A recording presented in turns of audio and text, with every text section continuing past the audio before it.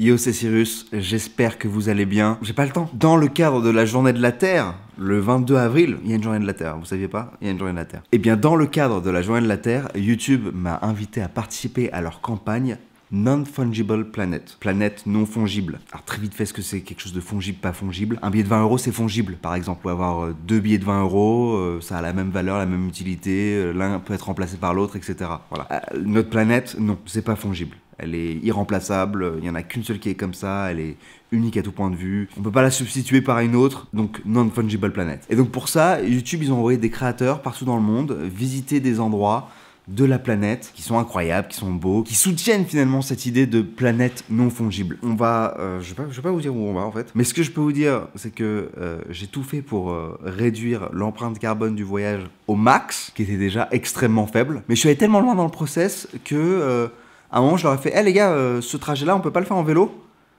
Et ils m'ont fait, ouais, si, on peut. Donc, je me suis mis, je pense, 1 heure de trajet, aller 1 heure retour en vélo. Il est quelle heure, là? Putain, il est 7h50. J'ai pas le temps. Et en parallèle du fait qu'ils m'emmènent, évidemment, moi, je vais vous raconter des trucs de philo en rapport avec la lettre D, comme on fait d'habitude. Attention, d'habitude, ne commence pas par un D, mais par un H. Ne vous faites pas avoir. Je me rends compte que j'ai un problème parce que mon micro, il est en batterie faible, la lumière elle est rouge, on n'a absolument pas le temps d'acheter une nouvelle batterie. C'est la merde.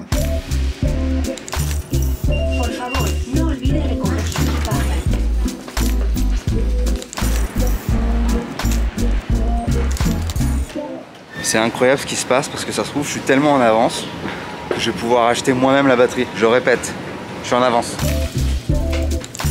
Bingo.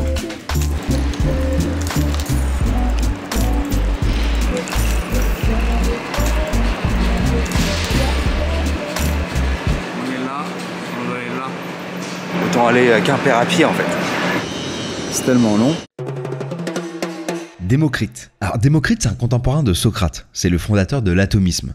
Ouais, dès Socrate, le mec, il avait capté le délire des atomes. En gros, l'idée, c'était de comprendre c'est quoi l'être, L''être, notamment par rapport au non-être. Il y avait un mec qui s'appelait Parménide qui avait commencé à réfléchir au truc, et pour lui, il y a une unité de l'être, qui est immobile, et en dehors de cet être, il y a le non-être, donc le néant. L'être est, le non-être n'est pas. Et ça, Démocrite, il n'est pas d'accord. Parce que pour lui, ce non-être, il existe. Et c'est le vide. Le vide qui justement permet le mouvement. Et l'être, lui, il est partagé en parties insécables, qu'on ne peut pas couper donc. Et c'est le sens même d'atome. Parce que atome, ça vient du grec atomos, qui veut dire insécable. Et donc pour lui, la matière, elle est faite d'atomes et de vide. Waouh, très en avance. Et donc ça c'est fou, parce qu'avec ça, on peut concevoir le monde sans forcément faire appel à Dieu ou au surnaturel. Donc gros précurseur. Il va influencer notamment Épicure, Lucrèce, mais aussi Descartes. Bonjour. C'est en français ou en anglais du coup? Moi c'est en français. Alors, fonctionnement. C'est eux les vélos? C'est cela, ouais. Ok. Allez. You good? Ok, let's go. Diogène, le fameux Diogène. Alors on parle ici de Diogène de Sinope et non Diogène Laërce, qui était un historien de la philosophie et qui a notamment écrit sur Diogène de Sinope. Diogène de Sinope, c'est un philosophe cynique, on en a parlé dans le précédent, j'ai pas le temps. Il est connu pour un tas d'anecdotes, et celle qu'on entend le plus, c'est qu'il vivait dans un tonneau. Et elle est fausse en fait, parce que c'était pas un tonneau, mais un pitos. C'est une jarre énorme dans laquelle on stockait des denrées. Une autre anecdote, c'est que Alexandre le Grand demande à le rencontrer, et une fois qu'il voit Diogène, il lui demande ce qu'il veut. Et Diogène lui répond « ôte-toi de mon soleil ». 8 km pour l'instant. On tient le coup. Donc il ne reste de lui aucun écrit, mais que ce genre d'anecdote, et d'une certaine manière son lifestyle. Il faisait, on l'a dit, partie de l'école des cyniques, c'est des penseurs qui rejetaient les conventions sociales et qui prenaient un mode de vie plus simple. Et par exemple, à un moment, il aurait vu un enfant boire de l'eau en formant un bol avec ses mains, et du coup, lui, il a jeté son bol en bois. Voilà, parce qu'il s'est dit j'en ai plus besoin. Radical. Sûrement le philosophe le plus cool de l'Antiquité. It's a cool shot with the horse. I'm coming back.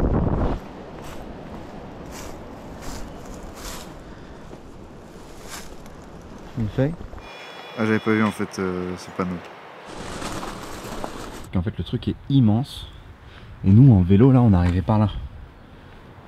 Là, on est passé devant ce dolmen. Après un peu de train et un peu de vélo, nous sommes arrivés à Carnac. C'est une ville du Morbihan, en Bretagne, qui a une petite particularité. ces alignements, les alignements de Karnak.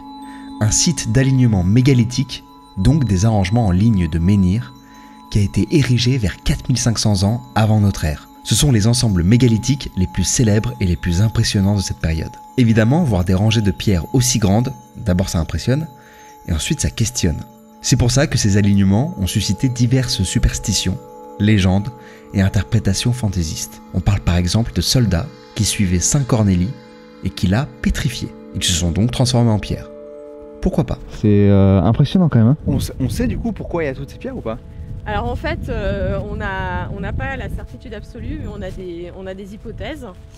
En fait, pour ça, il faut revenir donc plusieurs milliers d'années en arrière, à l'époque où justement ces mégalithes ont été construits. Et donc ces mégalithes ont été construits il y a plus de 6000 ans par les hommes du néolithique, qui sont donc les premiers agriculteurs, éleveurs et sédentaires d'Europe. Il y a combien de pierres comme ça sur tout le site? Alors, il reste environ 3300 menhirs sur les 4000 initialement mis en place. On a estimé environ 4000 menhirs. Mettons en pause Karnak un instant pour revenir sur la lettre D. Parce qu'il faut que je vous parle du Dasein. C'est un concept de Heidegger. Das Sein, être là, en gros.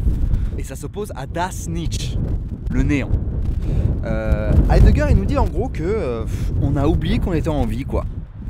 On le sait, hein, évidemment, voilà, on le sait. Mais voilà, on n'y pense pas vraiment. On y pense à des moments. Lors d'une longue marche, par exemple, là, typiquement, voilà, quand on marche seul dans un endroit comme ça, qui est assez improbable, assez incroyable, etc. Voilà, on pense au fait qu'effectivement, on est en vie, quoi. On est là, on est présent. On y pense aussi parfois le soir, après une grosse journée de travail, quand on est là, à siroter un petit verre de vin en écoutant du jazz. Ce genre de moment classique, quoi, vous voyez. Mais on n'y pense pas la plupart du temps parce qu'on veut éviter une confrontation avec le Das Nichts, justement. C'est-à-dire le néant, la pensée du néant, le fait que cette vie, elle va s'arrêter. Le Dasein, c'est donc un état particulier, avec ses paradoxes, où à la fois son propre être importe, mais qu'on est confronté à la constante possibilité de la mort, ou bien qu'on est toujours en lien avec les autres, et quelque part en même temps toujours seul. C'est ça le Dasein.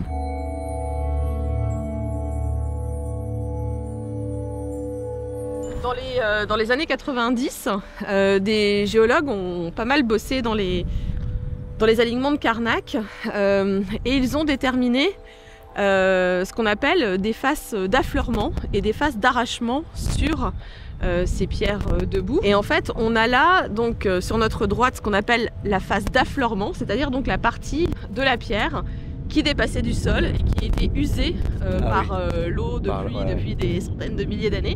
Et par contre, donc à droite, on a la partie donc, qui a été arrachée du sol. À gauche, c'était arraché de la pierre. Voilà. Mais là, on voit d'ailleurs clairement la face. Voilà, exactement. T'as la face d'arrachement, t'as la face d'affleurement. Ah là, je commence à être spécialiste. Ok, on va repérer les faces d'arrachement tout de suite. Alors, la face d'arrachement, elle est ici, et puis on a une espèce on a une érosion en fait très caractéristique qu'on appelle post-mégalithique, c'est-à-dire qu'une fois que le bloc a été extrait en fait, on a ces érosions qui causent des fissures polygonales. Ces érosions qui sont beaucoup plus récentes que celle-ci, quoi. Voilà, tout à fait. C'est pas évident de savoir pourquoi il y avait ces alignements. Et pourtant, vous le savez, à la base, je kiffe la philo. Donc le pourquoi, c'est toute ma vie.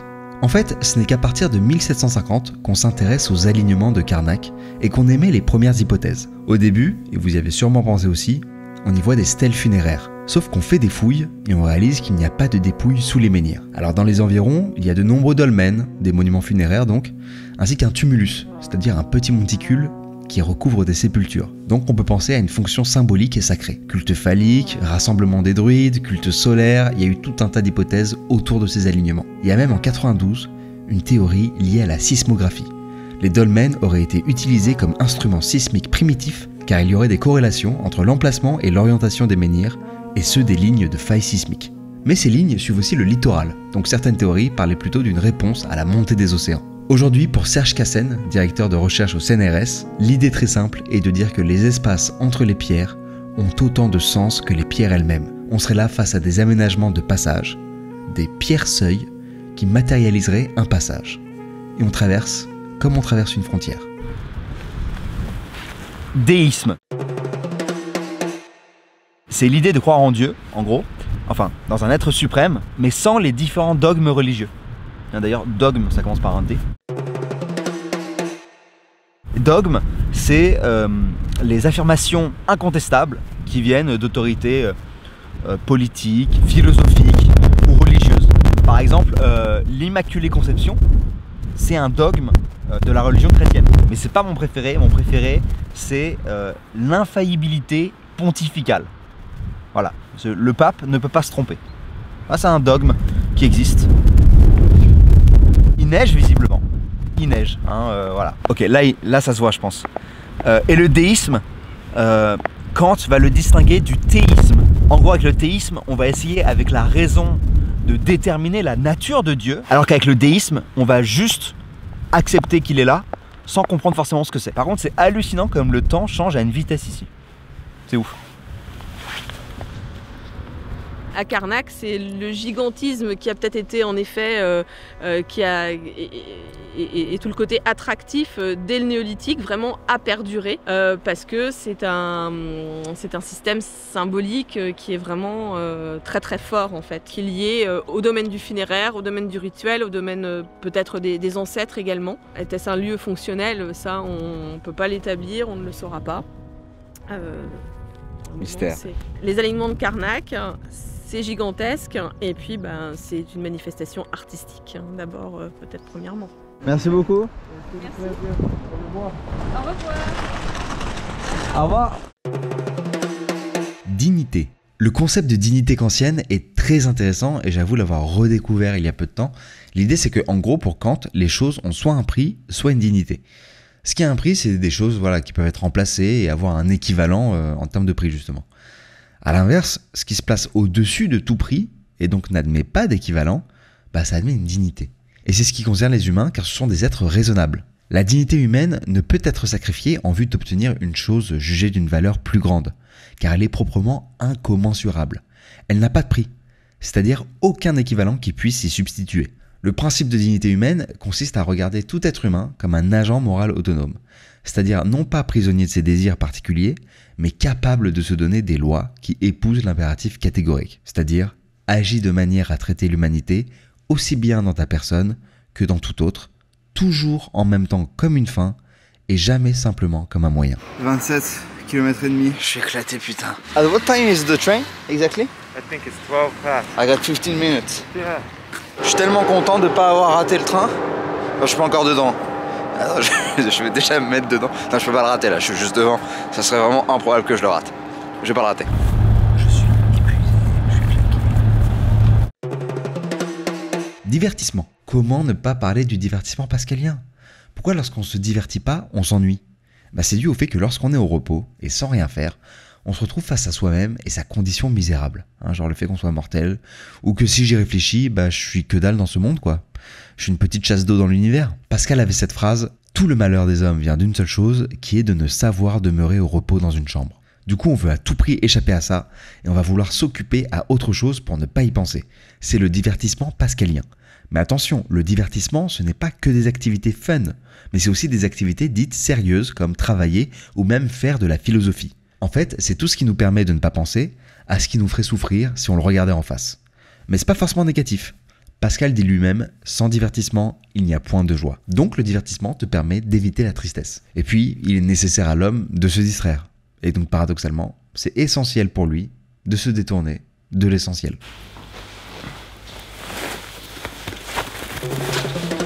Faut qu'on parle du désir. Le désir, c'est un thème qui a été vachement étudié en philosophie. Et c'est marrant parce que ça a été étudié de manière très différente. Par exemple, chez les antiques, c'était quand même quelque chose qui était vu de manière assez négative, quoi. Genre, il y a Platon dans le Gorgias qui le compare au tonneau des Danaïdes. Vous voyez ce que c'est le tonneau des Danaïdes? C'est un tonneau qu'il faut remplir, mais qui est percé en fait. Donc en fait, faut le remplir constamment, quoi. C'est un peu ça le désir, pour Platon en tout cas. C'est-à-dire qu'il est jamais satisfait. Du coup, c'est a priori un obstacle au bonheur, parce qu'on n'est jamais serein en fait. Ça, les épicuriens et les stoïciens, ils ont essayé de corriger ce truc-là, en se disant, en fait, du coup, le désir, il faut l'axer sur quelque chose.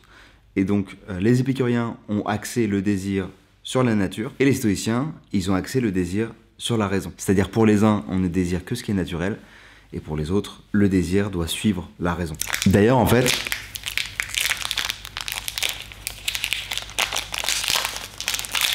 je vais pas manger du train, je vais pas manger de la soirée. Le bonheur, ça peut aussi être vu d'ailleurs comme une équation en fait, entre satisfaction sur désir. Parce que plus la satisfaction augmente, et plus le bonheur il augmente, et plus le désir il augmente, moins le bonheur il augmente. Au contraire, plus le désir il diminue, et plus le bonheur augmente. Mais quelqu'un comme Spinoza va au contraire avoir une image assez positive du désir en fait. Parce que pour Spinoza, le désir va produire de la valeur. Pour lui, le désir, il précède les choses dont il est l'objet. C'est pour ça qu'il dit on désire pas une chose parce qu'elle est bonne, mais qu'au contraire, on la juge bonne parce qu'on la désire. Voilà, j'espère que cette vidéo vous a plu. Merci YouTube qui a permis à cette vidéo d'exister avec cette excursion, etc. Ah, mot important en D, décarbonisation. C'est l'ensemble des mesures et des techniques permettant de réduire les émissions de dioxyde de carbone. Et c'est ce que j'ai essayé de faire pour ce voyage. Alors pour le petit calcul, un aller Paris jusqu'à Auray, c'est 880 grammes de CO2. Ensuite au niveau du vélo électrique, c'est 9 grammes de CO2 par kilomètre. Donc évidemment on parle en France, parce que suivant comment est produite votre énergie, le résultat n'est pas le même. Et le métro, c'est 3,8 grammes de CO2 par kilomètre. Donc si je fais mon petit calcul, j'ai consommé pour ce voyage 2 kg de CO2. Donc, en fait, l'équivalent d'une ampoule LED allumée toute la journée pendant 6 mois. Pour la même somme de CO2 qu'une ampoule LED allumée toute la journée pendant 6 mois, j'ai quand même fait presque 1000 km. Et je trouve ça assez fou. Pour s'assurer qu'on préserve notre planète non fongible au maximum, YouTube donne à des ONG locales, donc tout autour du monde, des ONG locales, qui sont là pour préserver ces destinations uniques comme celles qu'on a vues aujourd'hui. Si vous voulez en savoir plus sur l'ONG et ce que vous pouvez faire pour aider, je vous mets le lien en description. Je vous souhaite une excellente journée de la Terre. J'espère que ça vous a plu. J'espère que le format vous a plu aussi. Parce que là, j'ai mêlé deux choses en même temps. À la fois, j'ai pas le temps. Et à la fois, une excursion, un truc où on apprend quelque chose avec quelqu'un qui est expert sur le sujet, etc. Bref, voilà. J'espère que ça vous a plu. J'ai hâte de lire vos commentaires. Et voilà. Et on se retrouve très bientôt pour une nouvelle vidéo. Moi, je vais aller me coucher. Parce que vraiment, il est quasiment 1h du matin. Voilà. Demain matin, je vous le dis en off, hein, on s'en fout. Demain matin, j'ai un tournage. Voilà. Qui est même pas à Paris d'ailleurs. Qui est à Lille. Voilà. Il y a des semaines qui sont un peu plus compliquées que d'autres. On va pas se mentir. Love, peace, ciao. Et comme quoi, quand j'ai pas le temps, j'ai vraiment pas le temps. Hein. Je vous ai pas mytho. Ciao. J'ai appuyé sur le bouton de mise au point pour éteindre la caméra. Vraiment, ça va pas du tout. Il faut aller se coucher maintenant.